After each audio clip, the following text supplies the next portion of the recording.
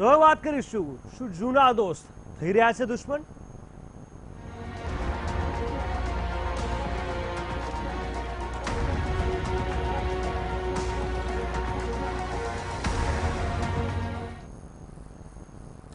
ગુજરાતમાં છેલ્લા કેટલાક દિવસથી રાજકીય ગરમાવો આવ્યો છે, ત્યારે એનસીપી નેતા પ્રફુલ્લ પટેલે કોંગ્રેસની વર્તમાન સ્થિતિ મુદ્દે કોંગ્રેસ જવાબદાર હોવાનું જણાવ્યું છે. પ્રફુલ્લ પટેલે કહ્યું કે કોંગ્રેસે 2012માં એનસીપી સાથે દગો કર્યો હતો. રાજ્યસભામાં મતદાન માટે મોડી મંડળ સાથે ચર્ચા વિચારણા કરવામાં આવશે. આ સાથે તેઓએ આગામી 2017ની વિધાનસભા ચૂંટણીમાં એકલા હાથે ચૂંટણી લડવાના સંકેત આપ્યા છે. રાજ્યસભાની ચૂંટણી નજીક આવી રહી છે, ત્યારે પ્રફુલ્લ પટેલના આ નિવેદનથી અસમંજસની સ્થિતિ ઊભી થઈ છે કે એનસીપી અહેમદ પટેલને રાજ્યસભાની ચૂંટણીમાં સમર્થન આપશે કે કેમ, મોટો એક સવાલ છે.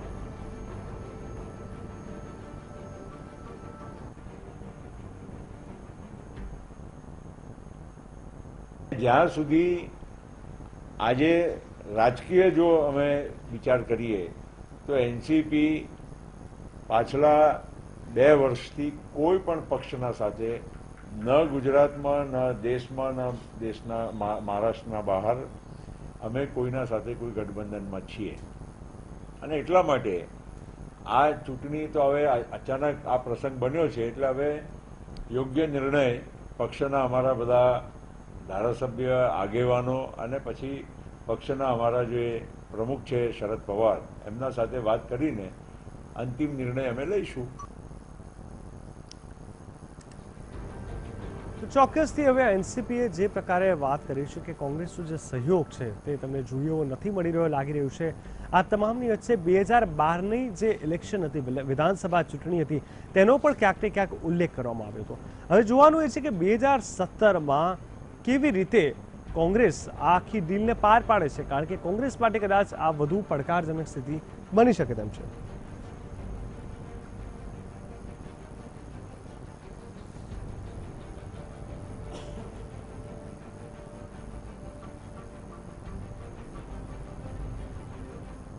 તો આ મુદ્દાને લઈને અમારી સાથે સ્ટુડિયોમાં હાજર છે અતુલભાઈ પટેલ, પાસના સ્પોક્સપર્સન. અતુલભાઈ, આપનું ખૂબ ખૂબ સ્વાગત છે. સાથે જ સુરતથી વરિષ્ઠ પત્રકાર નરેશભાઈ વારિયા પણ અમારી સાથે જોડાયા છે. નરેશભાઈ, આપનું પણ ખૂબ ખૂબ સ્વાગત છે. સૌપ્રથમ એક વરિષ્ઠ પત્રકાર તરીકે નરેશભાઈ આપને પૂછવા માંગીશ, જે રીતે આ આખી ઘટના સર્જાઈ છે અને હવે કોંગ્રેસથી જો ગુજરાતની હાલતની વાત કરવામાં આવે તો દિવસે ને દિવસે કફોડી બનતી જતી જોવા મળે છે. એક પછી એક નવા મુદ્દા ઊભા થઈ રહ્યા છે, ઇસ્યુઝ આવી રહ્યા છે. કોંગ્રેસ સ્ટેપ બાય સ્ટેપ કોઈને કોઈ રીતે બેકફૂટ પર જતી જોવા મળે છે અને હવે એનસીપી પર ક્યાંક ને ક્યાંક નારાજ હોવાનું સામે આવ્યું છે. શું અને કેવી રીતે જોવો છો આ સિચ્યુએશનને? કોંગ્રેસે શું કરવું જોઈએ હાલ?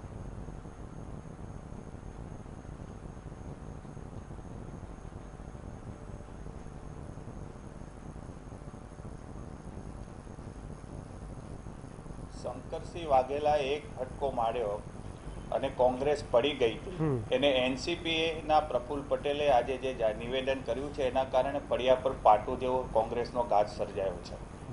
કોંગ્રેસ માટે હવે ખરેખર આગળ ખૂબ જ મુશ્કેલીના દિવસો આવે એવી શક્યતા લાગે છે. એનસીપી એના મુદ્દા પર જો ટકી રહે, એમણે જે જાહેરાત કરી છે એ પ્રમાણે ગુજરાતમાં જો એ ચૂંટણી લડે તો ચોક્કસ પ્રકારે, અને એને હું માનું છું ત્યાં સુધી શંકરસિંહ વાઘેલાએ હજુ સુધી ફોડ નથી પાડ્યો કે ક્યાં જવાના છે. અને શંકરસિંહ વાઘેલા જો એમની સાથે જોડાય અને શંકરસિંહની સાથે પણ બેકમાં કે સીધી કે આડકતરી રીતે હાર્દિક છે, અલ્પેશ છે અને જિગ્નેશ, આ 3 પરિબળો પણ જોડાય તો હું એવું ચોક્કસ માનું છું કે ગુજરાતમાં આ વખતે ત્રિપાખ્યો જંગ ચોક્કસ ખેલાઈ શકે છે. અચ્છા, પરંતુ હજી સુધી અત્યાર સુધી ગુજરાતની જો વાત કરવામાં આવે તો કોઈ પણ બીજું આની સીધી અસર રાજ્યસભાની ચૂંટણીમાં પણ પડી શકે છે. કોંગ્રેસ અત્યારે જે મત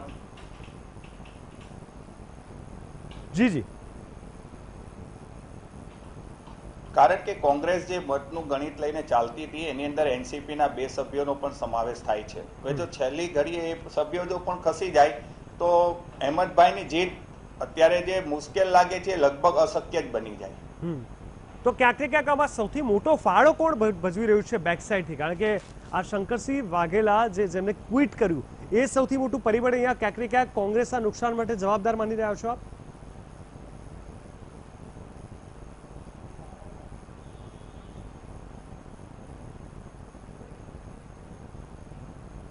કોંગ્રેસ માટે એ તો જવાબદાર છે શંકરસિંહ વાઘેલા, ને બીજું પરિબળ જે બીજી રીતે તો કહીએ તો આ એક જાતની ફિક્સિંગની લડાઈ પણ હોઈ શકે. કારણ કે તમે જુઓ છો કે હરીફ એવા આપણે શરદ પવારને આ પદ્મ વિભૂષણનો ખિતાબ આપવામાં આવે છે અને અત્યાર સુધી એનસીપી કોઈ પાસા ખોલતી નથી અને છેલ્લી ઘડીએ એ પાસા ખોલે છે અને કહે છે કે અમે હવે 2017ની ચૂંટણી તમામ બેઠકો પર લડીશું. 2012માં કોંગ્રેસે અમને દગો કર્યો હતો. એટલે હવે પછીના જે દિવસો છે એ આપણે એની પર ધ્યાન આપવું પડશે કે આ લોકો કઈ રીતે આગળ જાય છે. બિલકુલ.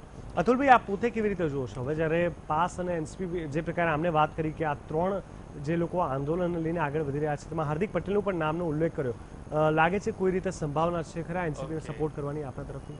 અત્યાર સુધી હજી અમે કોઈ એવા ઠોસ નિર્ણય ઉપર નથી આવ્યા, પરંતુ જો અમારી માગણી સરકાર સ્વીકારતી હોય અને તૈયાર થતી હોય તો અમારે શું નિર્ણય કરવો એ અમારું તો ફક્ત આંદોલન પાટીદાર સમાજને ન્યાય અપાવવા માટેનું છે.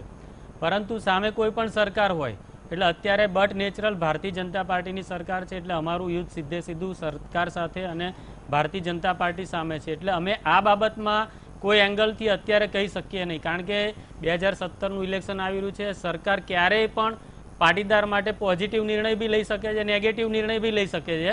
એટલે એ નિર્ણય ઉપર અમારો આધાર રહેશે કે અમારે એનસીપીને સહકાર આપવો કે કોંગ્રેસને આપવો કે કોઈ પણ પાર્ટીને આપવો કે ભારતીય જનતા પાર્ટીને આપવો.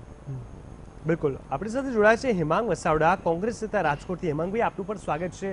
હેમાંગભાઈ, કોંગ્રેસની સ્થિતિની વાત કરવામાં આવે તો દુકાળમાં અધિક માસ જેવો ઘાટ આખો સર્જાયો છે. એનસીપી પણ ક્યાંક ને ક્યાંક કહી શકાય કે કોઈને કોઈ રીતે તેને પણ કંઈક ખરાબ લાગ્યું હોય અને તે પણ કોંગ્રેસથી દૂર જવા માંગતું હોય એવી તેમને હવે વાત કરી છે. કોંગ્રેસ સાથે પહેલાના પણ અનુભવો શેર કર્યા છે. શું માની લેવાય કે હવે એનસીપી પણ કોંગ્રેસ સાથે નથી?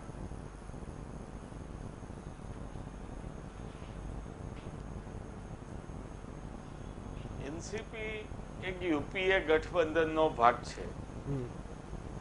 ગુજરાત રાજ્યનું એકમ જે કંઈ ચર્ચા કરી, રાષ્ટ્રીય એકમનો જે વ્હીપ આવવાનો અને આદેશ આવવાનો એ યુપીએના ગઠબંધનને ધ્યાનમાં રાખીને જ આવવાનો. શરદ પવારજી યુપીએ ગઠબંધનના કદ્દાવર અને માન્યવર નેતા છે. કોંગ્રેસ હારે એમને કાયમ સારા સંબંધ રહ્યા છે. એ સંજોગોમાં કોંગ્રેસ તરીકે અમે એવું માનીએ છીએ કે શરદ પવારજી જ્યારે નિર્ણય લેશે આવતીકાલે ત્યારે એકદમ પોઝિટિવ નિર્ણય લેશે. આવતા દિવસોમાં ગઠબંધન થાય એવી પણ પૂરી શક્યતા છે ધારાસભામાં, અને એનસીપી અને કોંગ્રેસ સાથે મળીને ચૂંટણી લડે એવું પણ બની શકે. આ બાબતમાં અત્યારે તો કોંગ્રેસ કોઈ માઇન્ડસેટ કરતી નથી. એકમ જે ગુજરાત રાજ્યનું એકમ જે કહેતું હોય પણ રાષ્ટ્રીય લેવલની સમજૂતી મુજબ સાથે જ ચાલશે. પરંતુ હેમાંગભાઈ, જે રીતે 2012નો ઉલ્લેખ કરવામાં આવ્યો કે 9 સીટ તે લોકોએ માંગી હતી, માત્ર 6 આપવામાં આવી હતી. 2012માં પણ ક્યાંક બધું સરખું નહોતું બેઠું. હવે 2017 ઇલેક્શન આવી રહી છે, કોંગ્રેસ માટે ઊભું થવું જરૂરી છે. 2 દાયકાથી સત્તાથી દૂર છે. હવે એનસીપી પણ સ્પષ્ટ રીતે કોંગ્રેસનો વિરોધ કરશે તો પછી કોંગ્રેસ માટે વધારે કફોડી સ્થિતિ નહીં બને?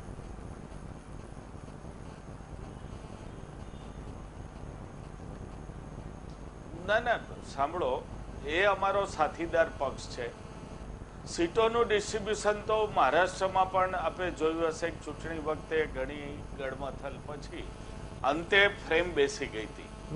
2012માં કદાચ 9 સીટ માંગી અને 2 સીટ આપી. 2 સીટ તો આપી જ છે. અને એ વાત જે છે એ 2017ની ચૂંટણી વખતની છે. રાજ્યસભાની ચૂંટણીમાં અમે કોઈ એવી શક્યતા નથી જોતા કે એનસીપી કોંગ્રેસ વિરુદ્ધ કોઈ પણ જાતનો આદેશ આપે અને એ રીતે મતદાન કરે.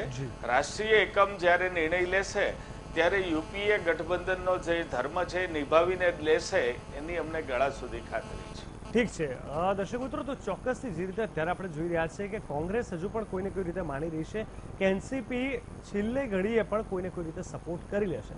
પરંતુ એનસીપીનું હાલનું જે વલણ છે તે જોતા ચોક્કસથી ક્યાંક ને ક્યાંક એક મોટો પડકાર લાગી રહ્યો છે. કેવી રીતે સપોર્ટ કરશે, કયા બેઝ પર સપોર્ટ કરશે, એ સપોર્ટનો ફાયદો મળશે કે ખરા, અને સપોર્ટનું વજૂદ શું રહેશે, આ તમામ વસ્તુને લઈને આપણે ચર્ચા.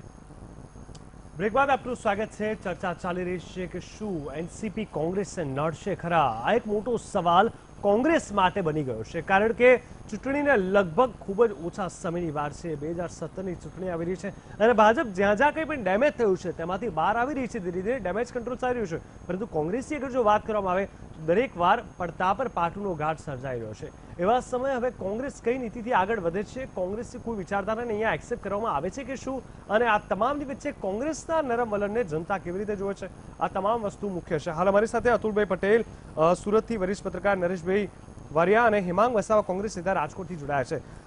નરેશભાઈ, આપ જણાવશો, હવે જ્યારે આખી આ પરિસ્થિતિનો ઘાટ સર્જાયો છે, એનસીપી પણ ક્યાંક ને ક્યાંક હાથ ઊભા કરી રહ્યું છે, પરંતુ શું અહીંયા આપ માનો છો કે એનસીપી છેલ્લે ટાણે કોંગ્રેસને સપોર્ટ કરશે ખરા? દર વખતની જેમ કે આ વખતે કોંગ્રેસે ત્યાંથી પણ હાથ ધોવા પડશે?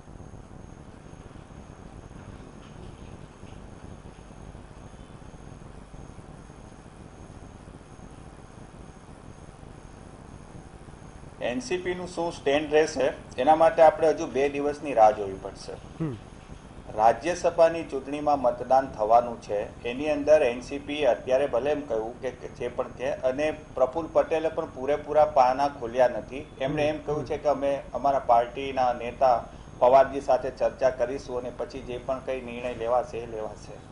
પણ એ દિવસે વોટિંગ થાય છે અને એ વોટિંગ એમની ફેવરમાં નથી થતું, અહેમદ પટેલની ફેવરમાં, તો આપણે ચોક્કસ એવું માની લેવાનું કારણ બને છે કે એનસીપી હવે કોંગ્રેસ સાથે રહેવાનું નથી.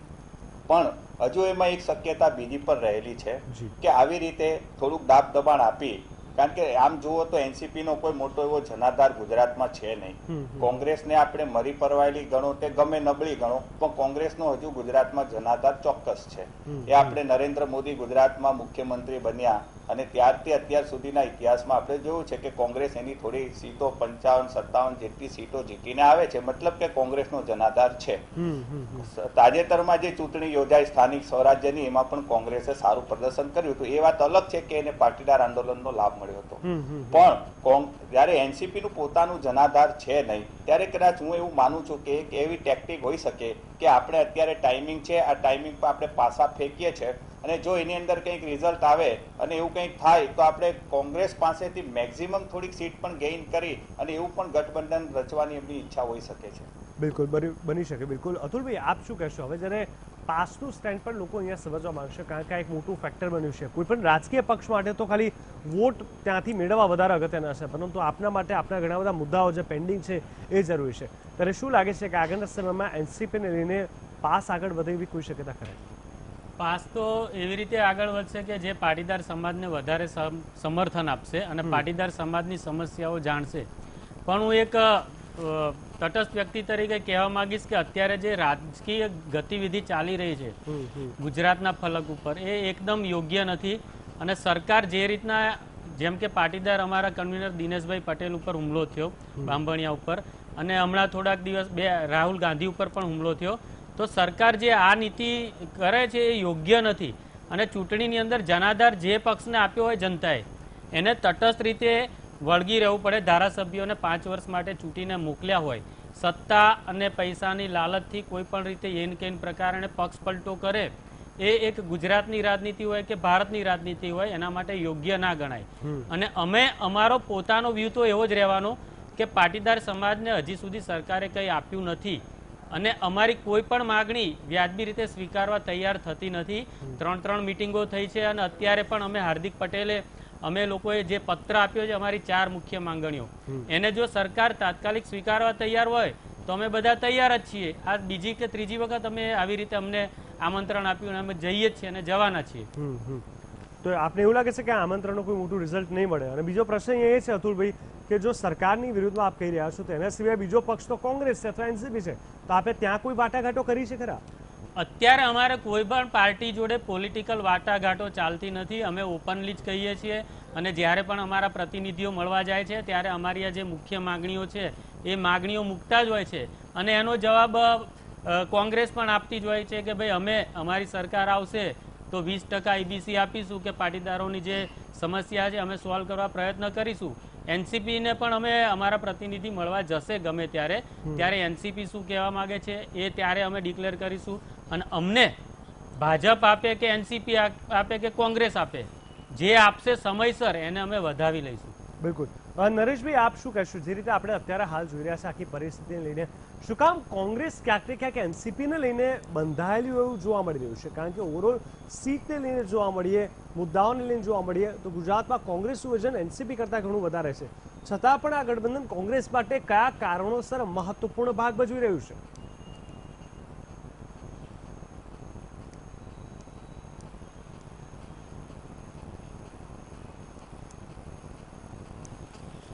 કોંગ્રેસ અને એનસીપી યુપીએ ગઠબંધનના બે એક હિસ્સે હતો. એનસીપી એટલે એમનું ગઠબંધન ચાલ્યા કરતું હતું અને કોંગ્રેસ અહીંયા મોટાભાઈની ભૂમિકામાં હતું અને કોંગ્રેસ એનસીપીને જે પણ થોડી ઘણી બેઠકો આપતું હતું એ એનસીપી લઈ લેતું હતું.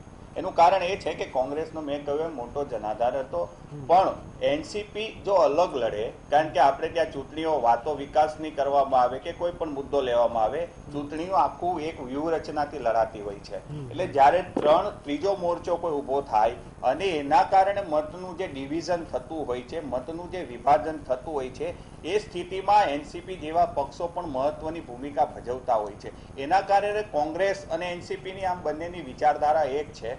બંનેનું વિચારધારા એક હોવાથી કોંગ્રેસને ક્યાંક એવું હોય છે કે એનો મતનો જે આધાર છે એની અંદર ગાબડું પાડી શકે છે આ પક્ષ. એના કારણે એનસીપીને કોંગ્રેસ ગુજરાતમાં સાથે લઈને ચાલે છે. સૌથી મોટું કારણ આ છે. બિલકુલ. તો પછી હેમાંગભાઈ, આપ જણાવશો, હવે જ્યારે કોંગ્રેસમાં એનસીપી જો સ્પષ્ટ સ્ટેન્ડ લઈ લે અને કોઈને કોઈ રીતે કોંગ્રેસનો વિરોધ કરશે, જો 8મી તારીખના પરિણામ બાદ વધારે તેમની ક્લેરિટી આવશે અને તેમનો જે આ વિરોધ છે કોંગ્રેસથી દૂર થવાને લઈને એ વધારે પ્રબળ બનશે, તો પછી કોંગ્રેસનું શું સ્ટેન્ડ હશે એનસીપીને? શું કોંગ્રેસ પર પડતી મૂકશે કે પછી મનાવવાની કોશિશ કરવામાં આવશે?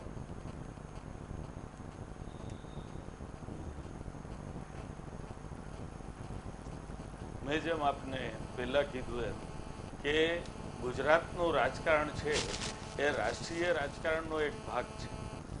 યુપીએ ગઠબંધનનો એનસીપી એક હિસ્સો હોવાથી જ્યાં સુધી રાષ્ટ્રીય રાજકારણમાં ફેરફાર ન આવે ત્યાં સુધી ગુજરાતમાં કોઈ પણ જાતનું રાજકારણ આવવાના કોઈ શક્યતા હું જોતો નથી.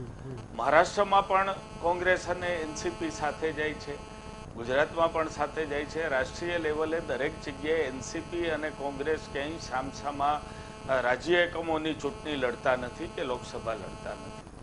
એ સંજોગોમાં આવી કોઈ શક્યતા નથી. પણ હું એક વાત અતિ સ્પષ્ટ કહી દઉં કે આ ફેરા કોંગ્રેસે નક્કી કર્યું છે કે જનૂનથી ચૂંટણી લડી લેવી, સાથે રહી બધા મિત્રો આંખમાં થવું પર સામે આવવું હોય તો આવે, એમની ઈચ્છાની મરજી. કોંગ્રેસ આ ગઠબંધન ક્યારેય નહીં તોડે.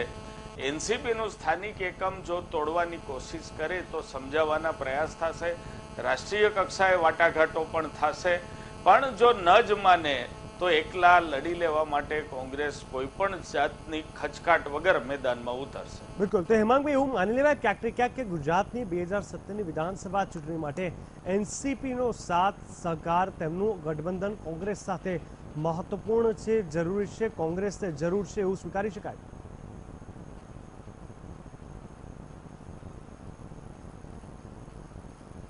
જેમ નરેશભાઈએ કીધું એમ, તમે પાછલી ચૂંટણીના આંકડાઓનું વિશ્લેષણ કરો તો 39.8% જેટલા મત નરેન્દ્રભાઈ મોદીના વખતમાં પણ કોંગ્રેસને મળ્યા હતા.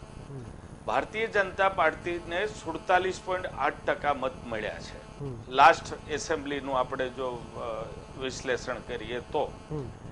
એ સંજોગોમાં એન્ટી ભાજપ જે મત થાય, ભારતીય જનતા પાર્ટીની વિરુદ્ધ જે મતદાન થાય પરંપરાગત રીતે, અને એન્ટી એસ્ટાબ્લિશમેન્ટ વેવ જે આવે, સત્તાની સામે અમુક લોકો મતદાન કરતા હોય છે, એનું ડિવિઝન ન થાય એ એકદમ જરૂરી રણનીતિ ચૂંટણીની બનશે.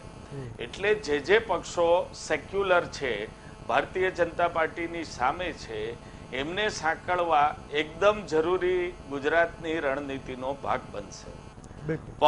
પણ એ કોંગ્રેસ માટે મજબૂરી નહીં બને. કોઈ એમ સમજતું હોય કોઈ પણ પાર્ટી કે આ કોંગ્રેસને દબાવીને આમ કરી લઈએ તો એ શક્યતા નથી, કારણ કે બેઝિક જનાધાર કોંગ્રેસનો જ છે.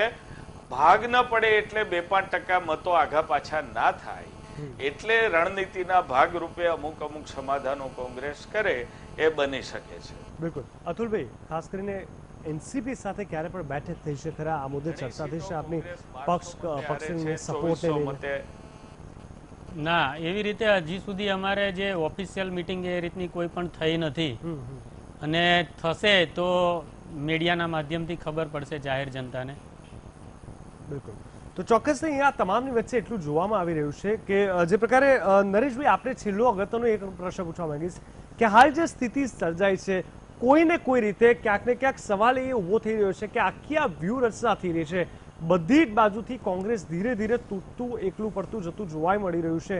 ક્યાંક ને ક્યાંક શું શંકરસિંહ વાઘેલાનું છૂટું પડવું એ કારણ અહીંયા જવાબદાર ભાગ ભજવી રહ્યું છે કે પાછળથી ક્યાંક ને ક્યાંક ભાજપનો જ માસ્ટર માઇન્ડ અહીંયા ભાગ ભજવી રહ્યો છે? શું આપને લાગી રહ્યું છે?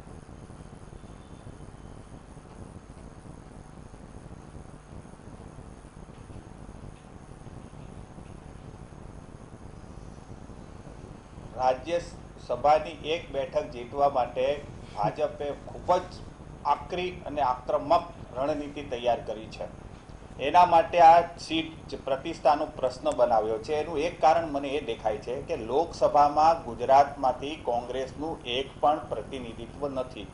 26 બેઠક પર ભાજપ જીત્યું છે.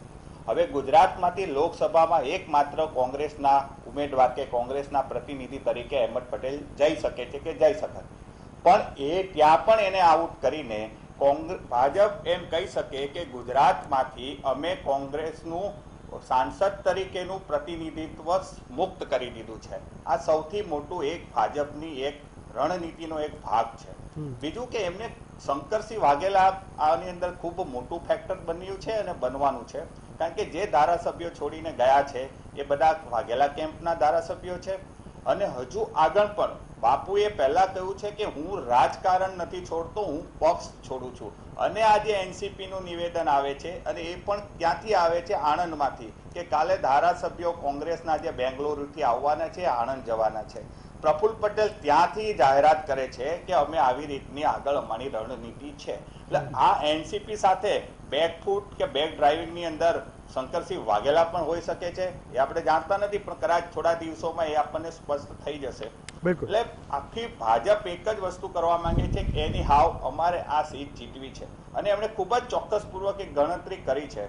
બળવંતસિંહ રાજપૂતને જ્યારે ઉમેદવાર બનાવવામાં આવ્યા હોય આપણે સમજી શકીએ છીએ કે એમણે ખૂબ જ નક્કી કરી લીધું છે કે કોઈ પણ ભોગે સામ દામ દંડ ભેદ જે કોંગ્રેસ કહે છે એ પ્રમાણે આ સીટ જીતવા માટે ભાજપે તૈયારી કરી છે. બિલકુલ. અતુલભાઈ પટેલ, વરિષ્ઠ પત્રકાર નરેશભાઈ વરિયા અને હેમાંગ વસાવડા, આપ સૌનો ખૂબ ખૂબ ધન્યવાદ. તો દર્શક મિત્રો, આ ચર્ચામાં એટલું તો સમજાઈ ગયું કે કોંગ્રેસ માટે ક્યાંક ને ક્યાંક વળતા પાણી છે, પરંતુ આ તમામની વચ્ચે હજુ પણ થોડો ઘણો સમય છે. પરંતુ જો એક બાદ એક કોઈ ને કોઈ રીતે હવે એનસીપી પણ કોઈને કોઈ રીતે જો કોંગ્રેસથી અલગ થશે તો આગળના સમયમાં નવેમ્બર ડિસેમ્બર માટે કહી શકાય કે કોંગ્રેસ માટે ખૂબ જ ખરાબ સમય આવી શકે તેમ છે. અને કોંગ્રેસે આ ડેમેજ કંટ્રોલ માટે અત્યારથી જ કોઈક મોટા એક્શન અને મોટી રણનીતિ બનાવવી ખૂબ જ જરૂરી બન્યું છે. નમસ્કાર.